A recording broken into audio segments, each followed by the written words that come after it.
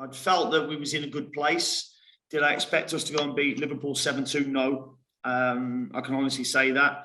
We played them in Project Restart at Anfield, and we played a little bit differently because we felt there was a weakness that we could expose, and we missed our chances in that game, ended up losing the game 2-0. But we just felt that it was the right way to go and play against Liverpool, because they have their identity, the way they play under Jurgen Klopp, and it's fantastic for everybody to see. But my job is to try and expose weaknesses, and we didn't want to go too far away from that previous game. I mean, we were kind of fortunate last season because we won our first 4 games, but people forget that our first game should have been against Manchester City away, so it could have all been so different. Because they had played late in Europe, that game got cancelled. So our first game was Sheffield United, then we played Fulham away, and then it was the Liverpool game. And on the day, we scored 3 deflected goals, which wrong-footed the goalkeeper. But we created so many chances that Ollie Watkins got a perfect hat-trick and was disappointed because he felt he should have scored 5.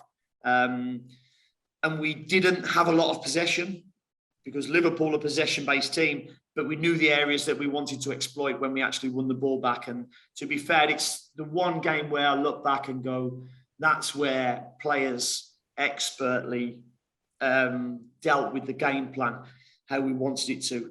It helped that we had special talent in Jack Grealish. We had a player, Ross Barkley, who was his first game for us, and he was incredible on that game. And Ollie Watkins, who I believe is the best presser in the Premier League. It felt, watching it, I was really impressed. I'd like to say proud, but it's only now knowing you and listening to you but the relentlessness with when they sniffed a chance, when they never took their foot off. There must have been a moment when some players were going, well, is this real? Do we sit on what we've got? Let's stick, not twist.